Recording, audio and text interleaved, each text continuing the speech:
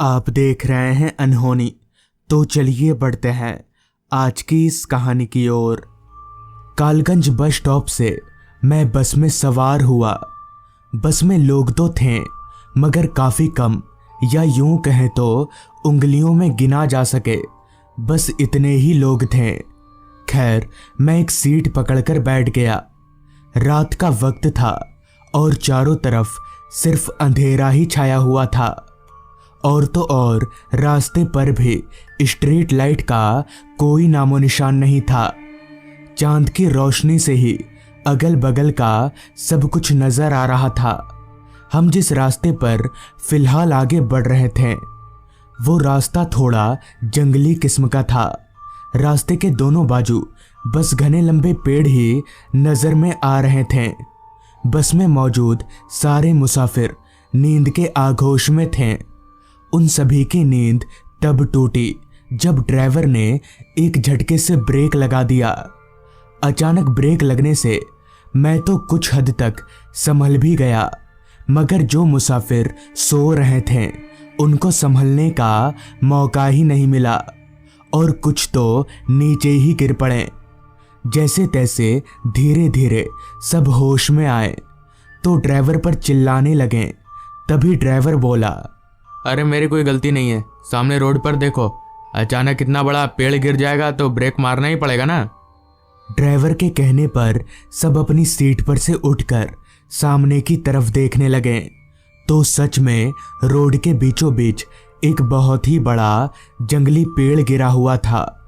उस पेड़ को देखकर एक मुसाफिर ने कहा, हम 5-6 लोग तो हैं, चलो मिलकर हटा देंगे पेड़ को रास्ते से। उस आदमी की बात सबको ठीक लगी, लिहाजा हम सभी बस से उतरकर उस पेड़ को हटाने की कोशिश करने लगे। मगर वो पेड़ इतना भारी और बड़ा था कि हम सब लोग मिलकर भी उस पेड़ को हटाना तो दूर हिला भी नहीं सके। जब बहुत कोशिशों के बाद भी वो पेड़ नहीं हिला तो एक दूसरे आदमी ने कहा, देखो ये पेड़ तो हिलने वाला नहीं है ड्राइवर साहब, एक दूसरा रास्ता है ना, वो जंगलों वाला। ये सुनकर ड्राइवर बोला, दिमाग ठिकाने पर तो है आपका, उस रास्ते पर इस वक्त अगर जाएंगे तो कोई जिंदा नहीं बच पाएगा। इस पर मैंने कहा, क्यों, क्या उस रास्ते पर जो हमें मार डालेगा? तो ड्राइवर बोला, वो रास्ता शापित है, शापित, भूत भटकते उस रास्ते पर, नहीं जा सकते उधर से। इस पर सारे मुसाफिर ड्राइवर के ऊपर एक एक अपना गुस्सा झाड़ने लगे और बोले, तो अब यहाँ पर क्या करेंगे हम लोग, चुपचाप चलो वरना ठीक नहीं होगा। ड्राइवर बेचारा अकेला आदमी था। डरा धमका कर सारे मुसाफिरों ने उसे उस रास्ते पर चलने के लिए राजी करवा ही लिया। खैर, हम सभी वापस बस में आकर बैठ गए और ड्राइवर ने बस को पीछे की ओर मोड़ लिया। मुझे कहीं ना कहीं थोड़ी घबराहट तो हो रही थी क्योंकि मेरे साथ ये सब पहली बार हो रहा था, लेकिन मेरे पास दूसरा कोई चारा नहीं था। कुछ देर के बाद ड्राइवर ने बस को उस रास्ते से अलग एक दूसरे रास्ते की ओर मोड़ लिया। उस रास्ते का जैसा नाम था जंगली रास्ता, असल में बिल्कुल वैसा ही था वो रास्ता। ऐसा लग रहा था जैसे हम रास्ते पर ना चलकर किसी जंगल में चल रहे हों, और जंगल होने की वजह से चांद की रोशनी भी सही से उस रास्ते पर पहुंच नहीं पा रही थी। ड्राइवर का बॉडी लैंग्वेज और पसीने से तरबतर हो चुकी उसकी शर्ट को देखकर साफ तौर पर पता चल रहा था कि वो बहुत ज्यादा डरा हुआ है। हालांकि मैं भूत प्रेत शापित इन सब चीजों पर विश्वास नहीं करता था, मगर पता नहीं क्यों उस माहौल में मुझे बहुत घबराहट सी हो रही थी। हमारी बस एक ही धुन में चले जा रही थी। बस में सवार सारे लोग धीरे धीरे वापस नींद के आगोश में जा रहे थे।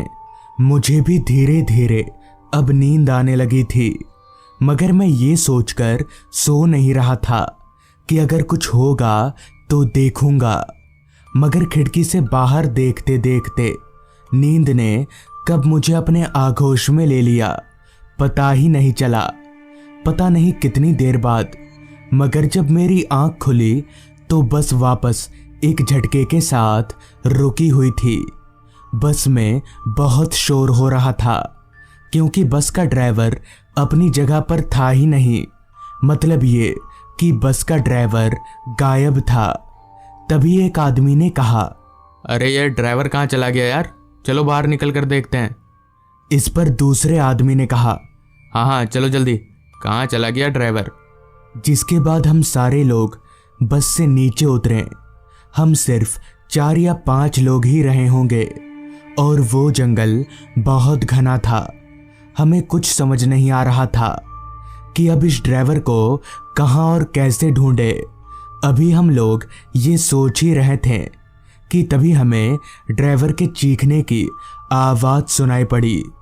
चीखने की आवाज़ जंगल के कहीं अंदर से आ रही थी।